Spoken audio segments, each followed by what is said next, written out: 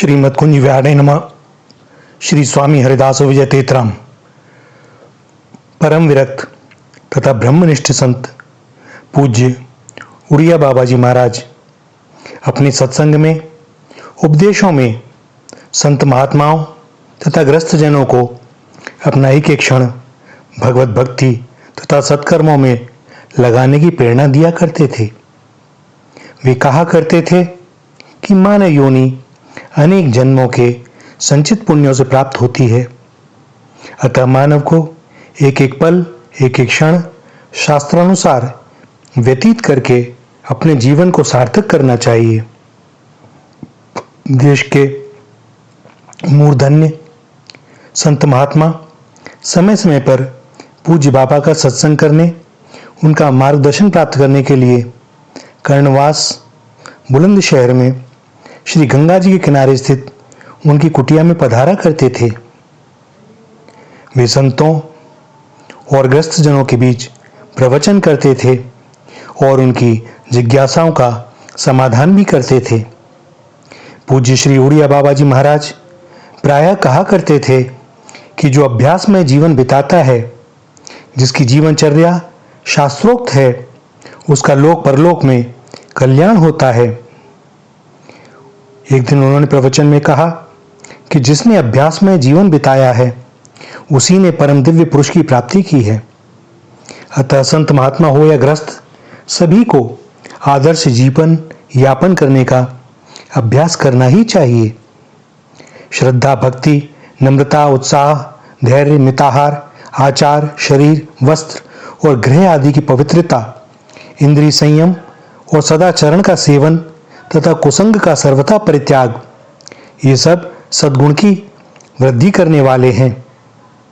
मानव जीवन का प्रत्येक पल भैया भगवान की संपत्ति है, ऐसा दृढ़ विश्वास रखना चाहिए और भगवान की संपत्ति का व्यय करना महापाप है। भगवत चिंतन में समय का सदुपयोग करना चाहिए, सर्वथा नियम निष्ठा में तत्पर रहना चाहिए। भगवान को सर्वव्यापक समझकर ईर्ष्या, द्वेष, घृणा, शत्रुता और कुत्सित भाव का त्याग करना चाहिए। भगवान सर्वदा मेरे समीप हैं, ऐसा दृढ़ विश्वास रखकर अनावश्यक तथा निंदित कर्मों से बचना चाहिए। सरलता तथा श्रद्धा भक्ति मार्ग का सोपान है तथा संदेह और कपट अवनति का चिन्ह है। प्रतिदिन सवेरे भगवान से विनम्रतापूर्वक प्रार्थना करनी चाहिए, हे परमपिता, मेरी वाणी आपके गुण कीर्तन में, कर्ण महिमा श्रवण में, हाथ युगल चरण सेवा में, चित्त चरण चिंतन में, मस्तक प्रणाम में और दृष्टि आपके स्वरूपभूत साधुओं के दर्शनों में नियुक्त रहे। भगवान का नित्य स्मरण ही ज्ञान, भक्ति और वैराग्य का उपाय है। मौन, चेष्टाहीनता और प्राणायाम से शरीर, मन और वाणी वशीभूत होते हैं। ग्रस्त संबंधी कार्य यथा समय नियमानुकूल संपादन करने से भजन में बड़ी सहायता मिलती है। जब तक क्रोध, द्वेष, कपट, स्वार्थपरता एवं अभिमान हमारे हृदय में विद्यमान रहेंगे, तब तक कठोर तप करने पर भी भक्ति का मिल पाना बड़ा दुष्कर है। सद्भाषण, सद्विचार, सद्भावना और न्याय निष्ठा का त्याग कर बाह्य आडंबर से कोई भी धर्मात्मा नहीं बन सकता। रसास्वाद के लोभ से भोजन करने से तमोगुण बढ़ता है। रसनेन्द्रिय वशीभूत न होने से अन्य इंद्रियां भी वशीभूत नहीं होती। संभव हो सके तो संध्या के समय भोजन नहीं करना चाहिए। भोजन के समय बोलना नहीं चाहिए। भोजन से पहले हाथ पैर धो लेने चाहिए। पवित्र आसन पर बैठकर उत्तर अथवा पूर्व मुख होकर भगवान को पहले भोग लगाना चाहिए, तत्पश्चात प्रसाद को पाना चाहिए और भोजन में कोई भी तामसिक वस्तु जैसे प्याज, लहसुन आदि का परित्याग होना चाहिए। सत्य, दया, संयम, शिष्टाचार, सदाचार ये गुण भगवान की भक्ति में सहायक होते हैं। हास प्रयास करना, मनोरंजन के नाम पर तमाशे तथा सिनेमा देखना, अश्लील साहित्य पढ़ना, अन्याय से दूसरे का धन हरण करना, ये सभी अभक्तों के लक्षण हैं। समय समय पर विधि पूर्वक, श्रद्धा पूर्वक तीर्थ भ्रमण करने से चित्त की शुद्धि होती है। तीर्थों में रहकर परनिंदा करने से, कुभावना के उदय होने से संचित पुण्य क्षीण होते हैं और पाप का संग्रह बढ़ता है। काम, क्रोध, लोभ पर नियंत्रण करने का अभ्यास करना चाहिए। क्रोध आदि यह मन की तरंगे हैं। मन शांत हो जाने से हृदय में भक्ति भावना बलवती हो जाती है। भजन, भोजन और निद्रा प्रतिदिन नियत समय में ही करना चाहिए। आलस्य सबसे अधिक विघ्न कारक है। आलस्य प्रमाद से प्रतिदिन की जीवनचर्या में बड़ी बाधा पड़ती है। आलस्य के कारण शरीर और मन दोनों ही दुर्बल हो जाते हैं। भाई, समय अमूल्य तथा दुर्लभ होता है। समय व्यर्थ कदापि नहीं बिताना चाहिए। जिस समय कोई काम ना हो उस समय जप, मानस पूजा अथवा सद्ग्रंथों का पाठ करना चाहिए। भगवान तथा भक्तों का जीवन चरित्र पढ़ना चाहिए। निद्रा, घृणा, द्वेष और अभिमान जीव के लिए बंधन की श्रृंखला हैं। जो परमात्मा के दर्शन करना चाहे उसे शास्त्रानुसार अपना जीवन बिताना चाहिए। गौ ब्राह्मणों तथा साधु संतों के प्रति श्रद्धा भावना रखनी चाहिए। कंचन और कामनी में कोई आसक्ति न हो। जो सांसारिक सुख सुविधाओं में मन लगाए रहते हैं वे न मन की शांति पा सकते हैं और न भगवान की कृपा के अधिकारी बन पाते हैं। जगत का कोई भी पदार्थ नित्य नहीं है। धन, विद्या, बुद्धि, गुण, गौरव आदि सभी मृत्यु के साथ धूल में मिल जाते हैं। अपने जीवन में सांसारिक वस्तुओं को महत्व नहीं देना चाहिए। भगवान का भजन, असहायों की सेवा सहायता करने वाला तथा शास्त्रानुसार सरल सात्विक जीवन जीने वाला ही अपने मानव जीवन को सफल कर सकता है। कोई भी नशा, शराब, तंबाकू, बीड़ी, सिगरेट, हुक्का, भांग आदि नशीली वस्तुएं भजन तथा सदाचार में सबसे बड़ी बाधाएं हैं। गृहस्थ ही नहीं, साधुओं को भी नशे की लत पड़ जाती है। अपने पास वे लोग भी पैसे रखने लगते हैं। अगर कोई कहता है कि साधु संतों को नशा नहीं करना चाहिए, धन नहीं रखना चाहिए, तो झट से वे अपने को वेदांती और ब्रह्मज्ञानी बताने लगते हैं और अहम ब्रह्मास्मि कहने लगते हैं। भैया, यह अच्छा नहीं है। साधु संत या सदग्रस्त को यदि सच्चे नशे में डूबने की इच्छा है तो भगवान के नाम के नशे में डूबे। नानक देव जी ने ठीक कहा है, नाम खुमारी नानका चढ़ी रहे दिन रात। मांस, मदिरा तथा नशे के सेवन ने बड़े बड़े राजा शासकों का पतन कर दिया। साधना तथा भक्ति की कामना रखने वालों को किसी भी तरह का नशा कभी नहीं करना चाहिए। और वैसे तो मानव मात्र को इस नशे से सर्वथा बचना चाहिए। आजकल एक चलन बहुत अधिक हो गया है। जब कुछ मित्र मिलते हैं तो वे आपस में बात करते हैं कि चलो आज चलकर कहीं बैठते हैं। कहीं बैठने का मतलब अर्थ है मदिरापान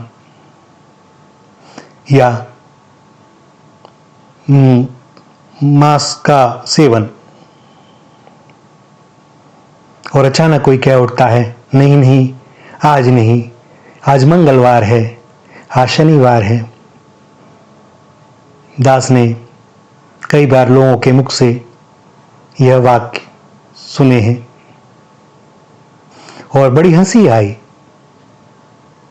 बड़े धार्मिक लोग हैं वे, मंगल और शनिवार को छोड़ देते हैं क्योंकि उन्हें भय लगता है हनुमान जी महाराज का कि वे नहीं छोड़ेंगे। वाह भैया, 7 में से 2 दिन तुमने छोड़ दिए, बाकी 5 दिन क्या कहा जाए। हमारी मानसिक स्थिति ऐसी हो जाती है, हम धार्मिक भी बना रहना चाहते हैं और इन व्यसनों को छोड़ना भी नहीं चाहते।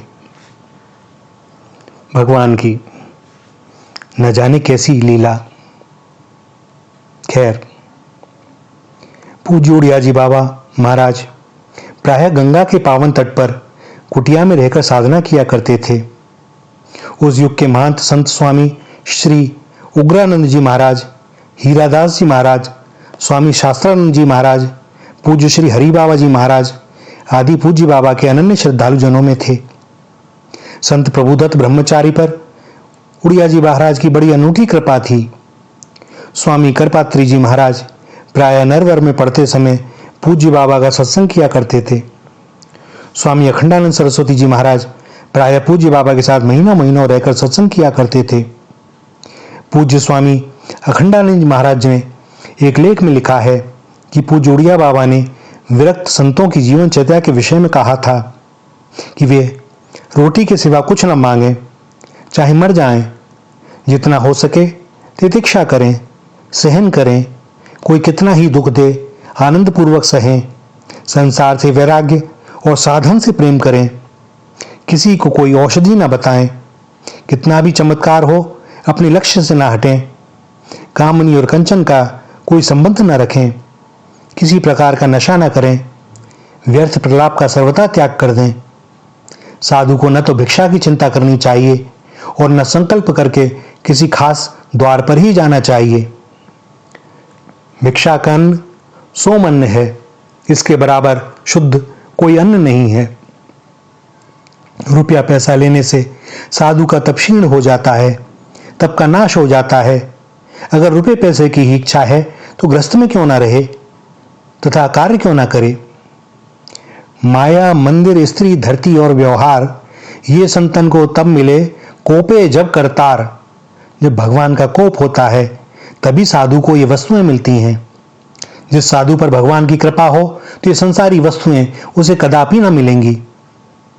साधु के 3 लक्षण मुझे बहुत अच्छे लगते हैं। 1.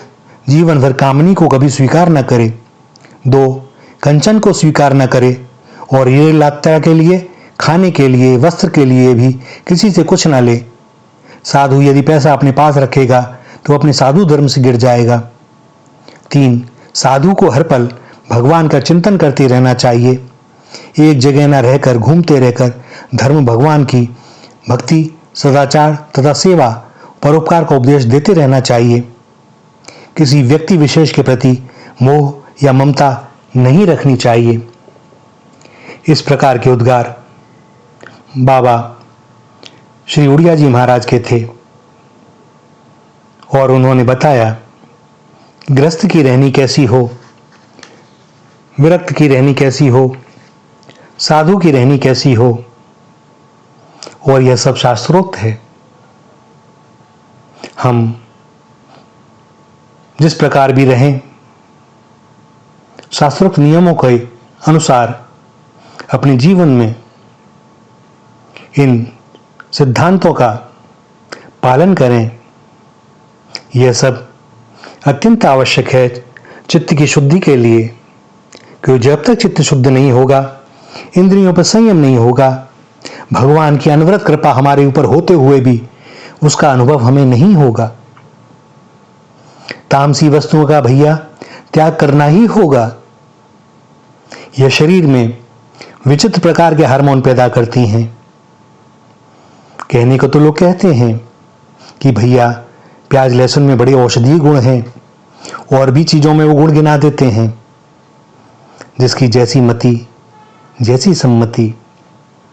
मान लिया भैया गुण हैं, वो तुम्हारे लिए हैं, तुम्हें दिखाई देते हैं। हमें मालूम है हमारा जीवन और तरह का है। वही जो गुण है ना, हमारे लिए बड़े दोष हो जाते हैं। भैया बचें, आप सबसे प्रार्थना है जहां तक हो। बात इनके किसी वस्तु के खराब होने की नहीं है।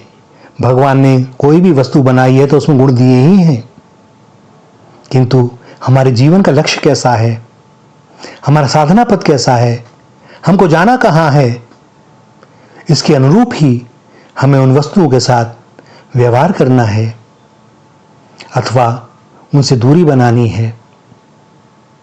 सदैव स्मरण रखें, सदैव चिंतन करें, सदैव अपने को सुधारने की हम प्रतिपल चेष्टा करते रहें। बस जो हमारे वश में है वे करें, बाकी जब जो उन्हें करना होगा वे करेंगे ही। श्री राधा, श्री राधा, श्री राधा।